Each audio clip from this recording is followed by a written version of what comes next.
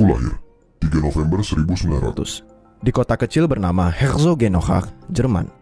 Ibuku membuka jasa laundry, dibantu oleh kakak lelaki dan perempuanku. Kami terkenal di kota sebagai bocah laundry, tapi aku tak masalah dengan itu, karena selalu teralihkan dengan pekerjaan ayah. Beberapa tahun kemudian, ia terpaksa menutup usaha tekstil keluarga dan dipaksa untuk bekerja di perusahaan lokal sebagai tukang sepatu. Sulit baginya melihat usaha keluarga hilang.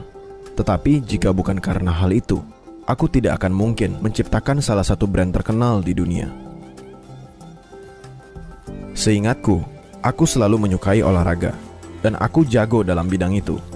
Bukan hanya di 1 atau 2 bidang. Lari dan lintasan, ski, sepak bola, football, tinju. Aku menyukai segalanya tentang olahraga.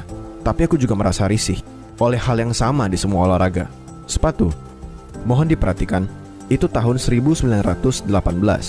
Dan saat itu, sepatu ya hanya sepatu. Bagiku, terlihat salah memakai sepatu yang sama untuk lari dan sepak bola karena olahraganya berbeda. Jadi, kubuat revolusi di dunia olahraga dengan menciptakan sepatu khusus olahraga profesional yang akan meningkatkan performa. Sayangnya, visiku terhenti karena Perang Dunia Pertama dan aku harus ikut berperang. Usiaku belum 18 tahun saat ikut perang.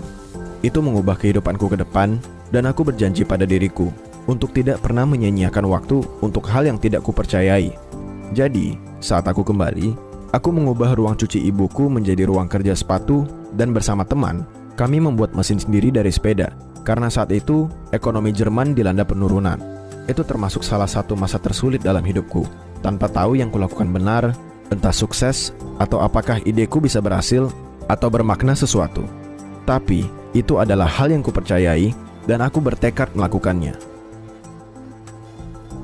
Salah satu sepatu pertama kami digunakan untuk lari.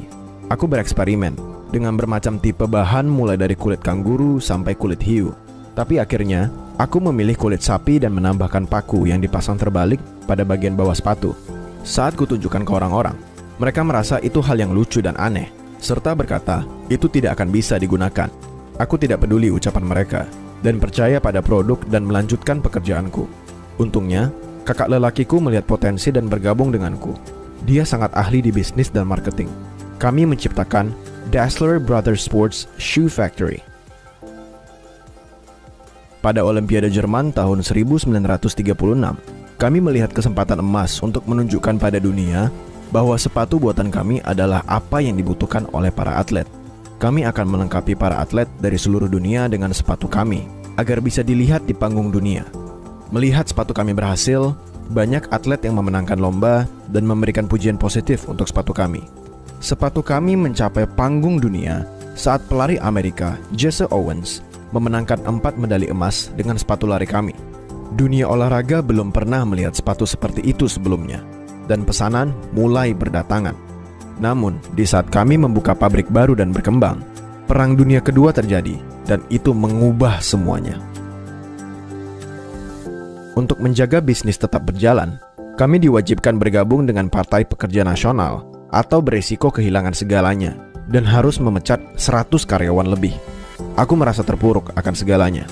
Yang kupikirkan adalah olahraga dan kemampuannya untuk menyatukan orang dari berbagai kalangan warna dan nasionalitas, bukan perang yang memisahkan antara keluarga dan orang-orang. Kakak lelakiku dan aku pergi berperang, tapi tidak seperti kakakku, aku dibebas tugaskan lebih awal agar bisa mengurus bisnis. Kami berusaha mengatasi jarak melalui berkirim surat, tapi kakakku merasa aku tidak menjalankan bisnis dengan baik, dan kami mulai sering beradu pendapat. Akhirnya, setelah kakakku pulang dari perang, kami memutuskan untuk berpisah jalan dan tidak pernah bicara satu sama lain. Kakakku menjadi salah satu pesaing besarku dengan perusahaan sepatunya sendiri, Puma.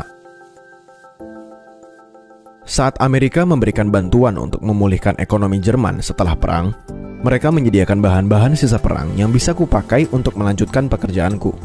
Aku punya pekerja, bahan, semangat inovasi, tapi kehilangan nama untuk brand sepatuku. Aku ingin menamainya dengan 2 huruf pertama dari nama depan dan 3 huruf pertama dari nama keluargaku. Tapi itu sudah ada yang memakainya. Jadi saat didaftarkan, kuputuskan menambahkan huruf I di antaranya yang membuat nama resmi perusahaan sepatuku menjadi Adidas. Kupikir itu cukup, karena bagaimanapun nama panggilanku juga Adi. Untuk logonya, kuingat membuat sepatu football dengan 3 garis di bagian samping untuk memberikan keseimbangan.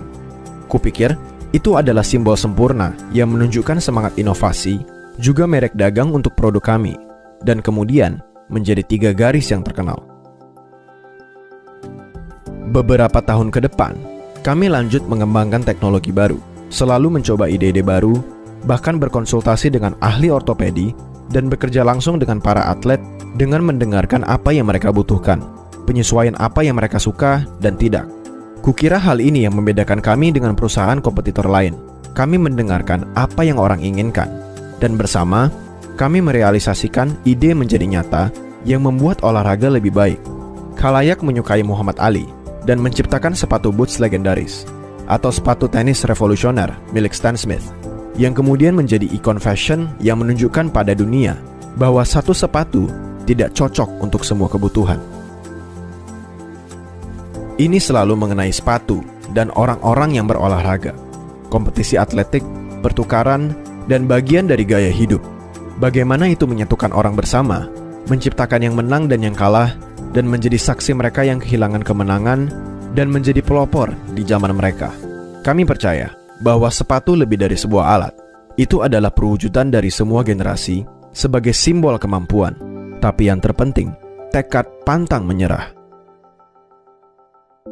Namaku Adolf Adi Dassler, dan aku pendiri perusahaan perlengkapan olahraga Adidas.